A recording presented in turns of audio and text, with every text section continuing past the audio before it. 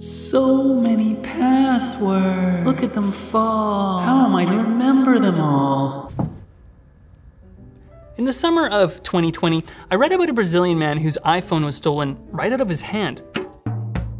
Despite his best efforts to lock it up, he still lost over $30,000 because once the thieves easily bypassed his 6-digit passcode, they had automatic access to all of his banking, user accounts, and iTunes purchasing.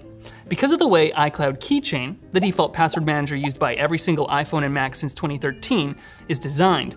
So let's explore how iCloud Keychain works and how you can keep your digital life safe. According to a recent study by NordPass, the average internet user has over 100 user accounts and passwords to manage. That's insane. So what most of us do is use the same or nearly the same password for everything. This is not good because it leaves you vulnerable to getting stuffed. Credential stuffing is when a hacker buys a database of logins from a compromised site, like say when Yahoo got hacked in 2016 with a 3 billion user breach. And then they try those logins on hundreds of other sites, like your bank or iTunes. The best solution to avoid this is to have a different, unique password for each one of your accounts. But how on earth are we to remember over 100 strings of passwords, each with their own numbers and special characters? Enter iCloud Keychain. It's Apple's solution to this very pernicious problem. If you use any of the company's devices, you're probably already using it. You've probably seen the pop-up on your phone or iPad or Safari browser asking if you want to save your password. If you tap yes, it's saved to your keychain. Better still, if you're creating a new account, the feature can help you create really secure passwords, and you can save credit card and address info for online shopping. And all of these credentials are synced between your devices through the cloud, which you may have switched on during your iPhone setup. Simply put, iCloud Keychain is Apple's implementation of what's known more broadly as a password manager. There are many options in the world of password managers.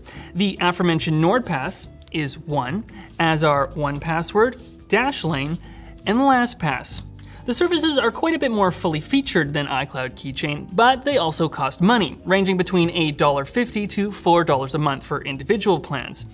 They work on all the platforms and with all the browsers, and individual credentials can even be shared with others. All that info is encrypted behind a master pass phrase, which is a password you make incredibly long, strong, and ideally nonsensical, like unicorn milk poison control or Tuscan winter battle skies, exclamation mark. What's convenient is that you can always have the right password when you need it, no matter where you are, and it's all behind that master password. But critically, that's not how iCloud Keychain works. Your keychain master password is the same as your device's password. So the weak password you've been using for years on your MacBook or the convenient passcode you use to quickly get onto your iPhone could be all that stands between would-be thieves and your treasure trove of passwords. This is why the victim of our earlier story was so brutally compromised. The thieves cracked his iPhone passcode and thus had access to his entire library of passwords, including the one for his Apple ID.